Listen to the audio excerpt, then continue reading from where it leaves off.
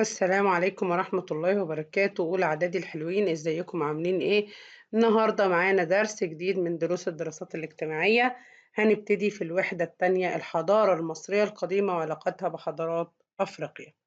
تعالوا معانا نبتدي الدرس الأول. عايزين نتعرف على الأسرات اللي حكمت مصر. المؤرخين، الناس اللي بيكتبوا التاريخ، قسموا العصور المصرية القديمة لسبع عصور: 3 عصور ضعف و4 عصور قوة. ال7 عصور دول كلهم عبارة عن 30 أسرة. العصر العتيق الأسرتين 1 و2. عتيق يعني أقدم من القديم. طب عصر الدولة القديمة الأسرات من 3 ل6، يعني 4 أسرات. عصر الاضمحلال الأول يعني ضعف، يعني انتقال، كلمة اضمحلال يعني ضعف. الأسرات من 7 ل10. عصر الدولة الوسطى الأسرتين 11 و12. عصر الاضمحلال الثاني الأسرات 13 و17. عصر الدولة الحديثة خد الأسرات من 17 ل20. العصر المتأخر الأسرات من 21 ل30. كلمة أسرة يعني عيلة حكمت مصر. يبقى كام عيلة حكمت مصر؟ 30 أسرة. ال30 أسرة دولت منهم 4 عصور قوة و3 عصور ضعف. تعالوا لما نشوف ايه اللي مكن المصريين القدماء ان هم يعملوا الحضارة. الشيء اللي مكنهم ان هم يعملوا الحضارة وحدة الدولة واستقرارها السياسي.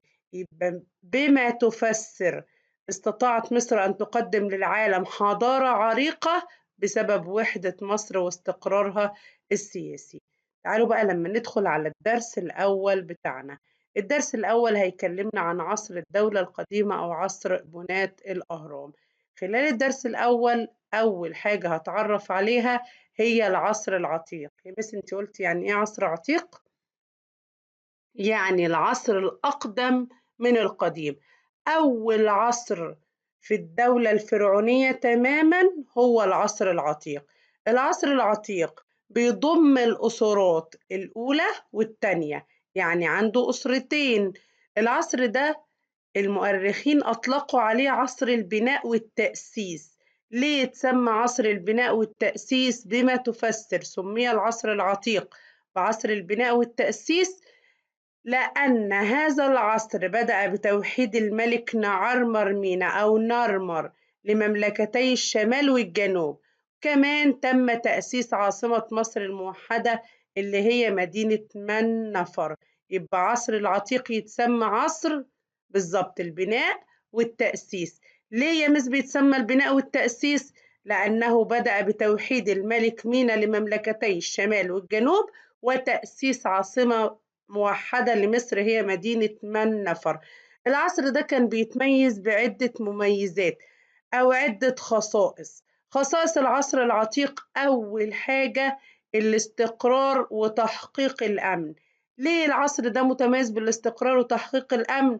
لأن ملوكه اهتموا بتأمين حدود مصر وبناء الحصون. يبقى ما يجي يقول لي ما النتائج المترتبة؟ اهتمام ملوك العصر العتيق بتأمين حدود مصر وبناء الحصون، على طول هقول أدى إلى تميز العصر العتيق بالاستقرار وتحقيق الأمن. الحاجة التانية اللي العصر العتيق متميز بيها الاهتمام بالأنشطة الاقتصادية.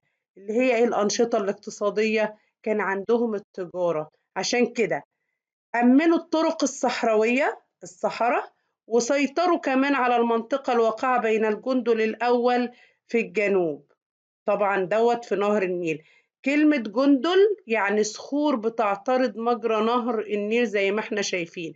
كان زمان ممكن الناس تيجي عند السفن، عند الجنادل دي، وتقف تعترض السفن. فملوك العصر العتيق عملوا ايه؟ سيطروا على المنطقة دي علشان يأمنوا التجارة.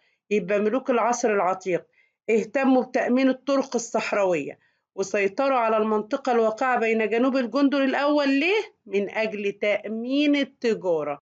وكمان استغلوا المناجم ومحاجر سيناء. مناجم يعني الأماكن اللي بيخرج منها المعادن زي الذهب والفيروز والحديد.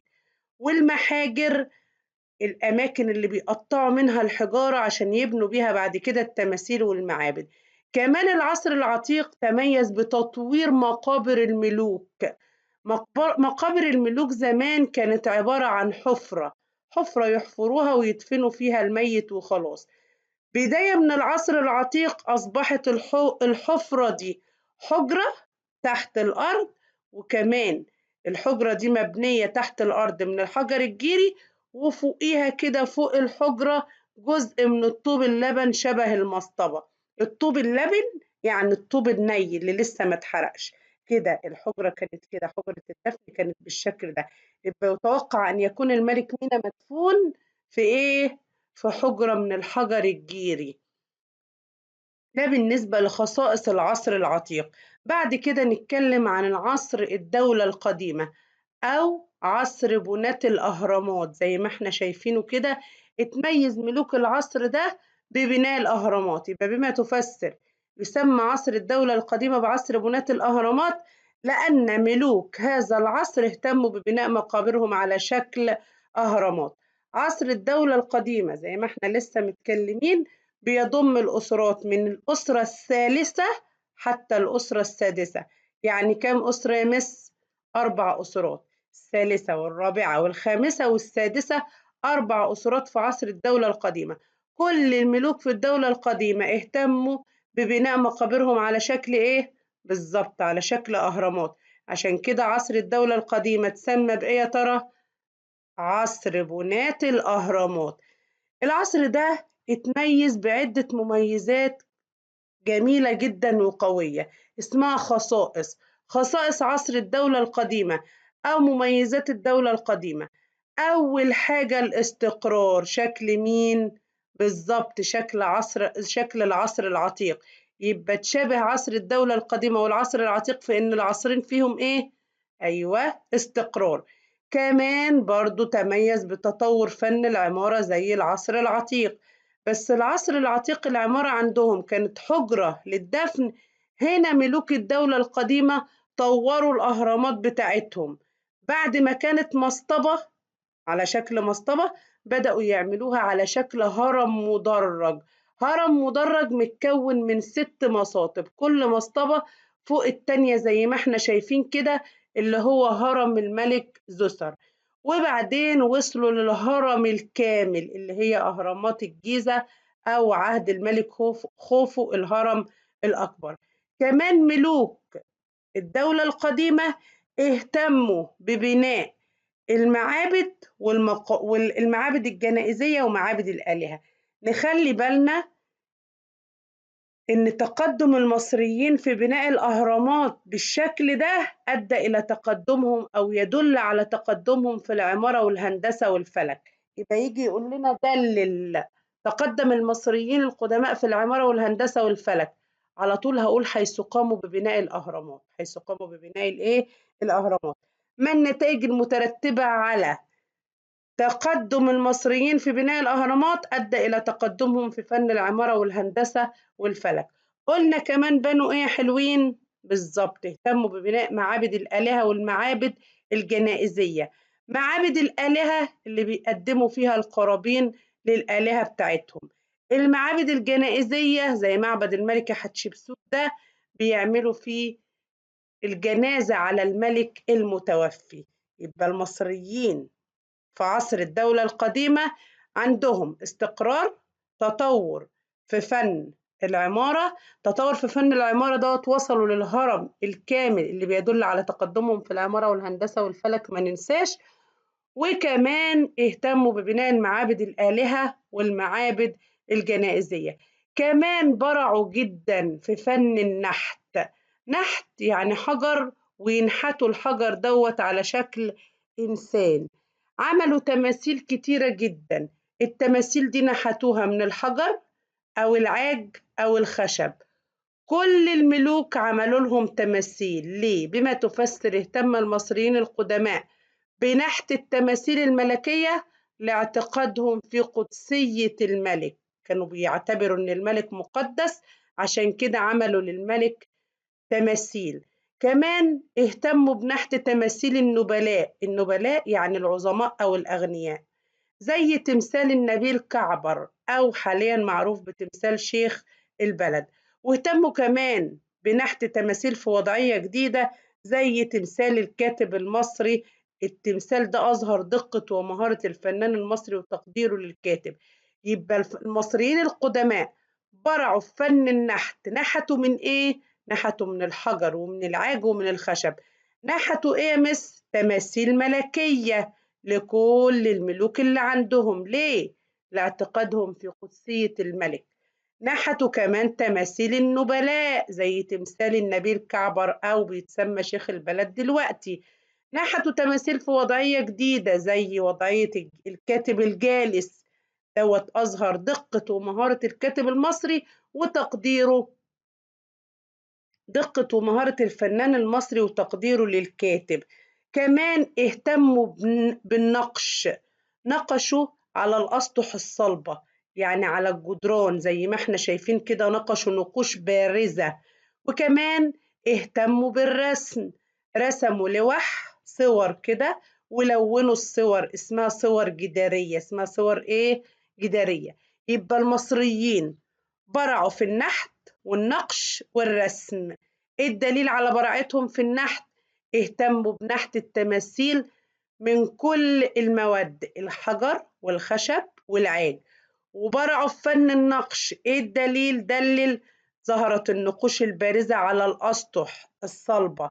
كمان اهتموا بالرسم. فن الرسم ازاي؟ استخدموا الألوان لتصميم الصور الجدارية.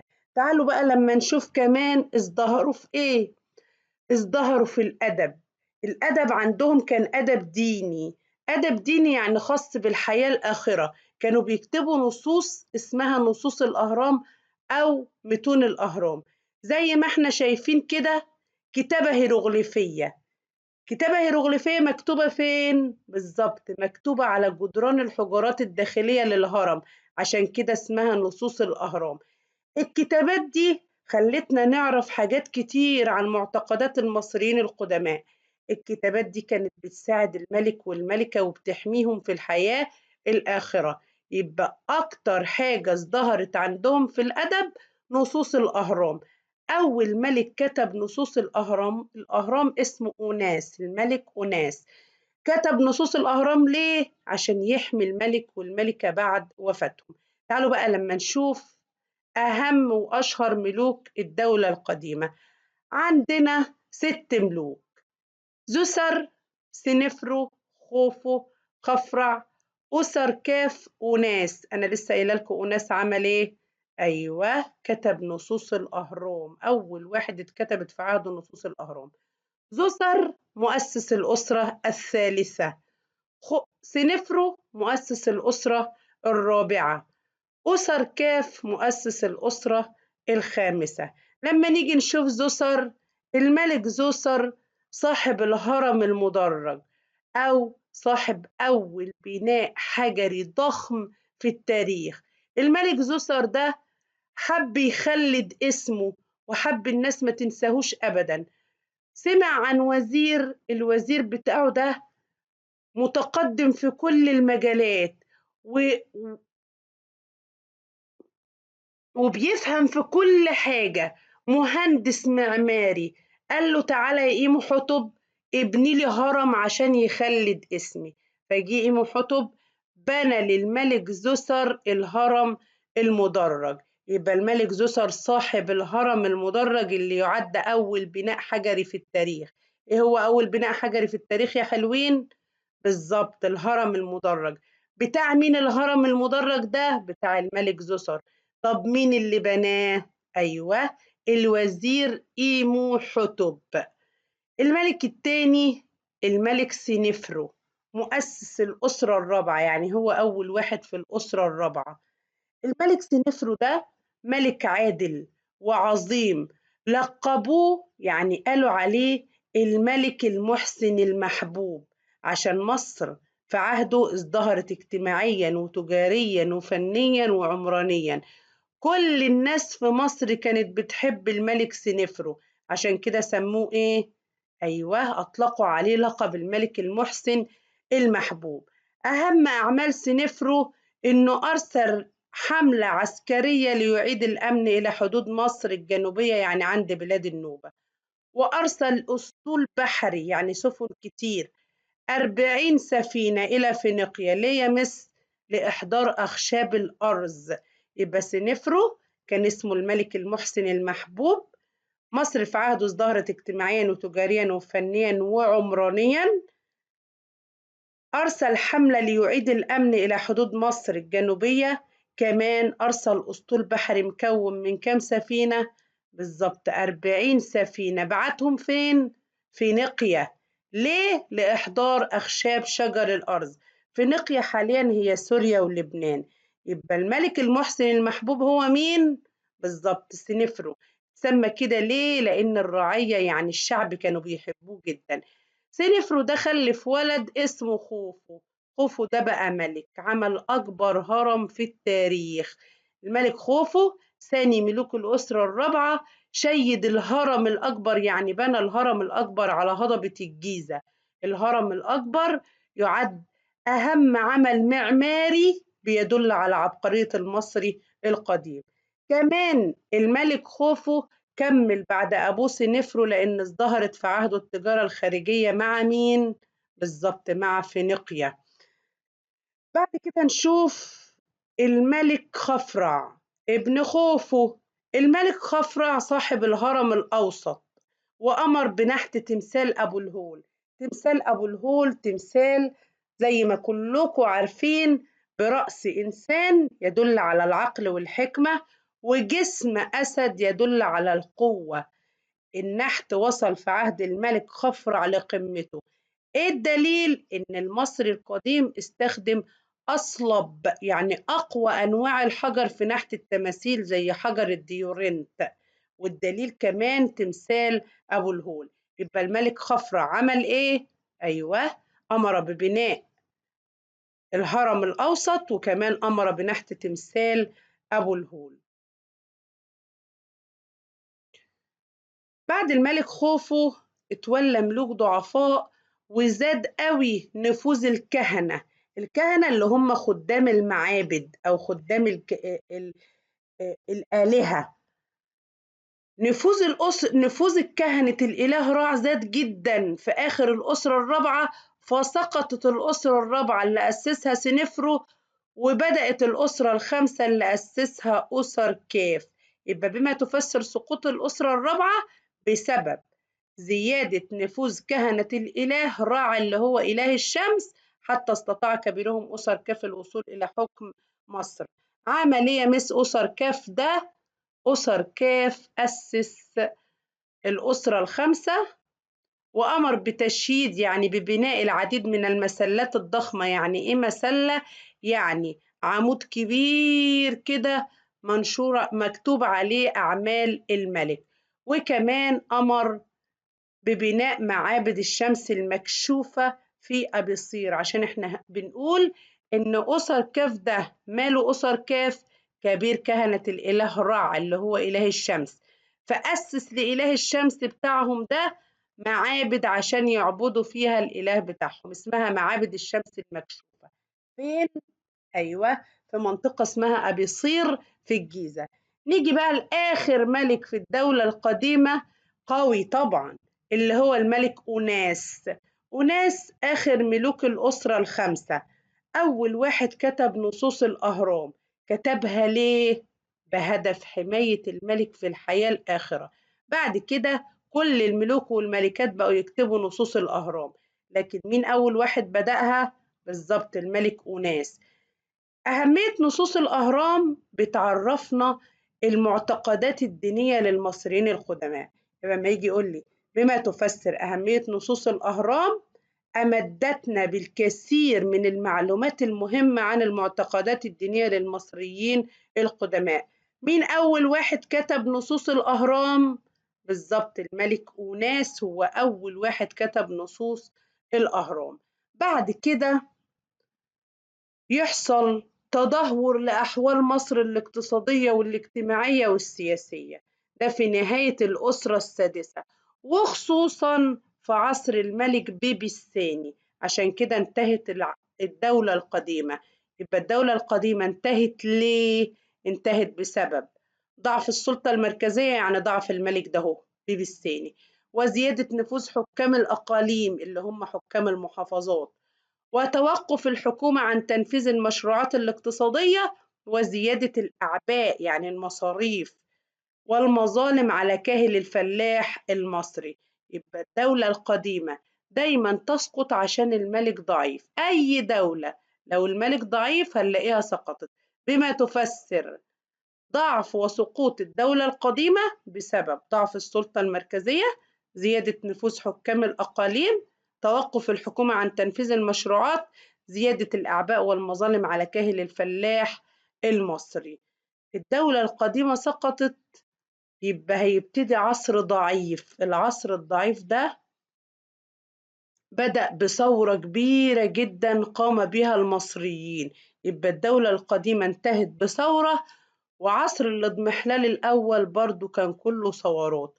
عصر الاضمحلال الأول أو عصر الضعف الأول الأسرات من 7 ل10، يعني 4 أسرات برضو. العصر ده فترة من فترات التاريخ المصري القديم سادت، يعني انتشرت فيها حالة من الضعف، ضعف الملك والحكومة المركزية، وكمان انتشرت فيها الاضطرابات يعني القلق والفوضى السياسية والاقتصادية. يبقى يعني ايه عصر اضمحلال؟ يعني فترات زمنية من التاريخ المصري القديم سادت انتشرت فيها في البلاد حالة من ضعف سلطة الملك والحكومة، وانتشر فيها الاضطرابات السياسية والاقتصادية. أكتر حاجة حصلت في العصر ده انقسام البلاد والغارات الخارجية. غارات يعني حروب على مصر، وتوقفت عجلة البناء والتطور، ما بقاش ولا في بناء ولا تطور حضاري في البلد. الضعف ده فضل موجود لحد الأسرة ال11 اللي أعادت وحدة البلاد مرة تانية، ويبتدي بكده عصر الدولة الوسطى.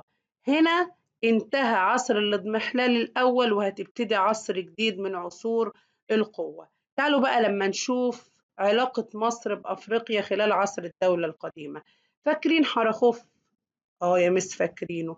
أول واحد لف حوالين أفريقيا ووصل لجنوب أفريقيا، عشان ده دليل إن ملوك الدولة القديمة اهتموا باكتشاف القارة الأفريقية وتأمين الحدود الجنوبية. الدليل رحلة حرخوف نحو جنوب أفريقيا. يبقى مين اللي أرسل حرخوف إلى جنوب أفريقيا؟ ملوك الأسرتين الخمسة والستة. كمان هنلاقي إن في صداقة وتعاون ما بين مصر وأفريقيا. الصداقة والتعاون دي ظهرت إزاي؟ من خلال المعبودات المصرية. عندنا معبود مصري كان اسمه حورس. المعبود حورس ده على شكل صقر. الملوك المصريين كانوا بياخدوه شعار ليهم. نفس الملوك في أوغندا كانوا بياخدوا حورس شعار ليهم. يبقى الدليل على التعاون والصداقة بين مصر وأفريقيا إن ملوك أوغندا اتخذوا من الإله حورس شعارا لهم مثلما كان يفعل الملوك المصريين. كمان ملوك الكونغو وأمراء الكونغو كانوا بيحنطوا جثث الملوك والأمراء بتوعهم زي ما المصريين كانوا بيحنطوا جثث الملوك. بس ملوك أوغندا ملوك الكونغو معرفوش جميع أسرار التحنيط. كمان عند في غرب أفريقيا انتشرت الآلات الموسيقية المصرية. يبقى أفريقيا اتأثرت بمصر، اتأثرت بمصر. إزاي؟ من خلال المعبودات، ومن خلال التحنيط، ومن خلال الآلات المصرية القديمة اللي انتشرت في غرب أفريقيا. احنا كده خلصنا الدرس بتاعنا. إذا عجبكم الدرس دوسوا لايك للفيديو وشيروه لكل صحابكم عشان تستفيدوا. ودايما دايما بعد ما بنخلص الدرس بنعمل ايه يا ترى؟ بالظبط بنحل كتير كتير، عشان الحل هو أساس الفهم. بالتوفيق إن شاء الله. أحلى أولى إعدادي في الدنيا. السلام عليكم ورحمة الله وبركاته.